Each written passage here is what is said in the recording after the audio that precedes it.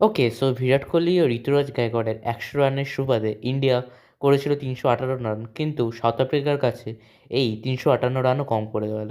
South Africa ৩৫৯ রানের এই বিশাল লক্ষ্যটাকে chase করে দিল। Hey guys, welcome to real sports Bengali. আজকের ভিডিওতে মেনলি কী কী কারণে ইন্ডিয়া হারলো সেইগুলো নিয়ে প্রথমে আলোচনা করে নেবো, তারপর ম্যাচের রিভিউটাকে করব। ইন্ডিয়া যে ৩৫৮ রান করলেও রানটা কিন্তু এই পিচে আর এই ডিউয়ের ফ্যাক্টরে কিছুটা কম পড়ে গিয়েছিল।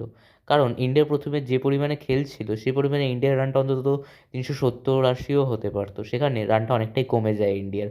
সেখানে ৩৫৮ রান হতে পারে। এবার আপনারা এটা একটা এক্সকিউজ বলতে পারেন, কিন্তু বিষয়টা এটাই। এরপর দ্বিতীয় যে কারণে ইন্ডিয়া হারেছে সেটা হচ্ছে আমার অ্যাকচুয়ালি বলবো প্রাসিদ কৃষ্ণ। প্রাসিদ কৃষ্ণ অ্যাকচুয়ালি আইপিএলে অত ভালো বল করেছিল, পার্পল ক্যাপ পেয়েছিল, সেই জন্যই সে আবার ইন্ডিয়া টিমের সুযোগ পায়। বাট টেস্ট ম্যাচেই বলুন বা ওডিআই ম্যাচে বলুন, এই রান দেওয়ার স্বভাবটা প্রাসিদ কৃষ্ণের আর যাচ্ছে না। যেখানে ইংল্যান্ডের সাথে যে টেস্ট ম্যাচ হয়েছিল সেই টেস্ট ম্যাচও দেখা গেছিল কী হারে প্রাসিদ কৃষ্ণ রান খাচ্ছে, প্রায় তার রিকোয়ারমেন্ট রেটও টেস্টেও কাছাকাছি ৭-৮-এর যাচ্ছিল। সেম ওডিআইতেও তার রিকোয়ারমেন্ট রেট ১০-এর ওপরে, যেখানে ৮ ওভার ২ বল বল করে ৮৫ রান দিয়েছে প্রাসিদ কৃষ্ণ। প্রতিটা ওভারে দুটো বল ভালো করছে, ৩ নম্বর কি ৪ নম্বর বল খারাপ করে দিচ্ছে, সেখান দিয়ে বাউন্ডারি চলে যাচ্ছে, প্রেসার রিলিজ হয়ে যাচ্ছে। এইভাবে যদি বল করে কখনোই কোনো টিম প্রেসার ক্রিয়েট করে উইকেট নিতে পারবে না। অন্য দিক দিয়ে প্রেসার ক্রিয়েট করবে, বাট এই দিক দিয়ে যখন রান বেরোতেই থাকবে তখন কিছুই আর করার থাকবে না। হ্যাঁ, মানছি আমি দুটো উইকেট নিয়েছে, বাট যে পরিমাণে রান লিক করে প্রাসিদ কৃষ্ণা, তো এই জায়গাটায় যদি অন্য কোনো বোলার থাকতো, আমার তো মনে হয় এখন মোহাম্মদ শামি প্রাসিদ কৃষ্ণ থেকে ফার ফার বেটার বোলার। যতই শামি এখন অফ ফর্মে থাকুক, একটু মারও খাক না কেন। সেকেন্ড যে কারণটা মনে হয় সেটা হচ্ছে অবশ্যই গম্ভীরের সিলেকশন আর ওয়াশিংটন সুন্দরের প্রতি প্রেম। আমি মানছি ওয়াশিংটন সুন্দর নো ডাউট একটি ভালো প্লেয়ার, টেস্টে ভালো করেওছে, বাট ওডিআই ফরম্যাটে যখন আপনারা ফিনিশিংয়ের দিকে দেখছি ইন্ডিয়া টিমের রিসেন্ট টাইমে, তো ইন্ডিয়া টিমের ফিনিশার হিসেবে কারা আছে? কেএল রাহুল, তার সাথে রবীন্দ্র জাডেজা এবং ওয়াশিংটন সুন্দর।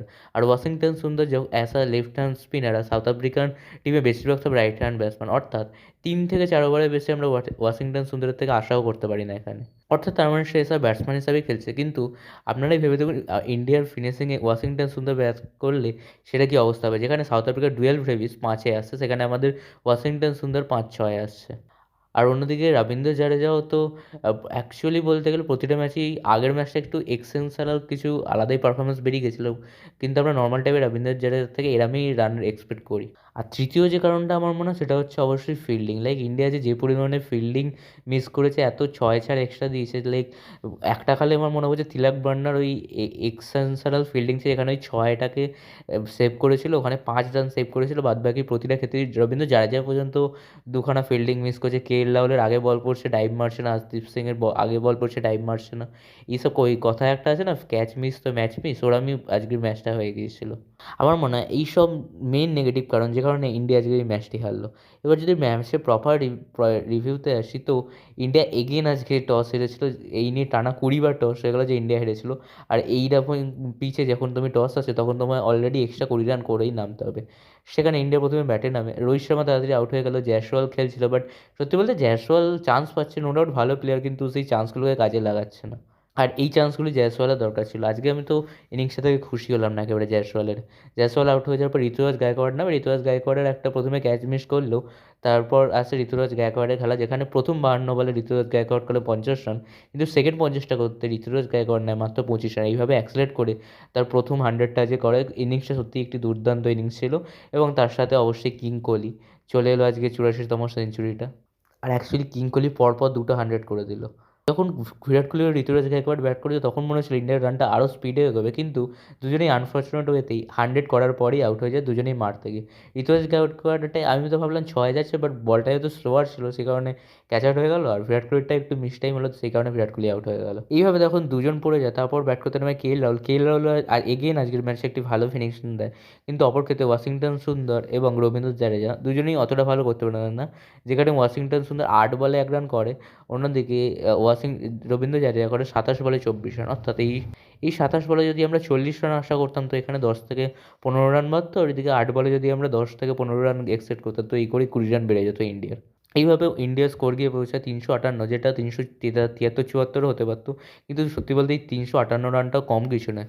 অপর ক্ষেত্রে সাউথ আফ্রিকা ৩৫৮ রান চেস করতে এসে শুরুটা বেশ ভালো করে, যেখানে এডেন মার্কাম শুরু থেকেই বেশ ভালো খেলতে থাকে এবং করে ফেলে তার ১০০টা। যেই ১০০ ছিল অনেকগুলি ৪ ও অনেকগুলি ৬। তখন মনে হচ্ছিল এইভাবে এডেন মার্কাম ১১০ রানের একটি ঝোড়ো ইনিংস খেলে এবং টেম্বা বাবুমা, ম্যাথিউ ব্রিসি এই দুজনের সাথে একটি ভালো পার্টনারশিপ করে। এছাড়াও টেম্বা বাবুমা করে ৪৬ এবং ম্যাথিউ ব্রিসি করে ৬৮ রান।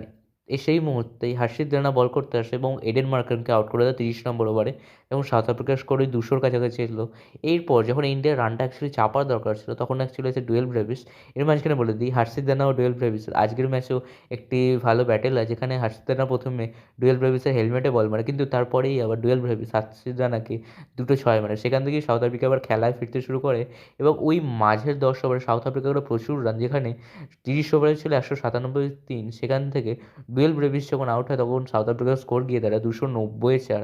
অর্থাৎ এই মুহূর্তে প্রায় ৯০-এর বেশি ৯৫ রান সাউথ আফ্রিকা করে ফেলে। এরপর সত্যি বলতে তারপর টনি ডে জুরসি এবং ম্যাথিউ ব্রিডসি দুজনেই বেশ ভালো খেলছিল এবং প্রায় সাউথ আফ্রিকা জেতার কাছেই নিয়ে চলে গেছিলো। সত্যি কথা বলতে তারপর যদি ওই উইকেটগুলো তাড়াতাড়ি না পড়তো আর টনি ডি জুরসি রিটায়ার্ড হার্ট না হতো এবং মার্কো ব্যানসনও যদি হাতে ক্যাচটা না দিয়ে যেত তো লাস্টের অবধি খেলাটাই যেত না।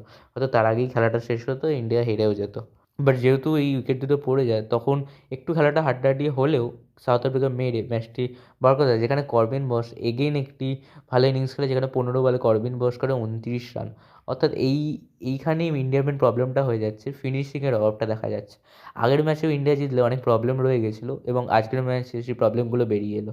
এখন সিরিজ হয়ে গেছে ১-১, পরবর্তী ম্যাচ আছে ৬ তারিখ। এখন আশা করবো ইন্ডিয়া যেন ৬-১-এ এই সিরিজটা জেতে। অপর ক্ষেত্রে দুটি ছোট আপডেট দিলে আজকে বেরিয়ে গেল ইন্ডিয়ার পরবর্তী এই টি-20 ওয়ার্ল্ড কাপের জার্সি, যে জার্সিটা আপনারা স্ক্রিনে দেখতে পাচ্ছেন এবং এই ওয়ার্ল্ড কাপের জার্সির স্পন্সর আপনাদের ব্র্যান্ড অ্যাম্বাসাডর হয়েছে রোহিত শর্মা এবং তার সাথে সাউথ আফ্রিকার সাথে টি-20 সিরিজের স্কোয়াডও বেরিয়ে গেল। যেই স্কোয়াড থেকে আনফরচুনেট হয়েতে বেরিয়ে গেল রিঙ্কু সিং। রিঙ্কু সিং এত হার্ডওয়ার্ক করে ভালো পারফরমেন্স করলেও রিঙ্কু সিং এই স্কোয়াডে চান্স পায়নি। যেখানে এই স্কোয়াডে যে প্লেয়ার আছে সেগুলো আপনারা স্ক্রিনে দেখতে পাবেন না, সেখানে অবশ্যই আছে Suryakumar Yadav as a captain ও Shubman Gill as a vice captain. এছাড়াও অভিষেক শর্মা, তিলক বর্মা, হার্দিক পান্ডিয়া আবার ব্যাক করছে, শিবম দুবে, অক্ষর প্যাটেল, জিতেশ শর্মা, সঞ্জু স্যামসং সব উইকেট কিপার আছে। এছাড়াও Jasprit Bumrah, Arshdeep Singh, Harshit Rana as a pace bowling option এবং Washington Sundar, Kuldeep Yadav, Varun Chakravarthy as a spin bowling option.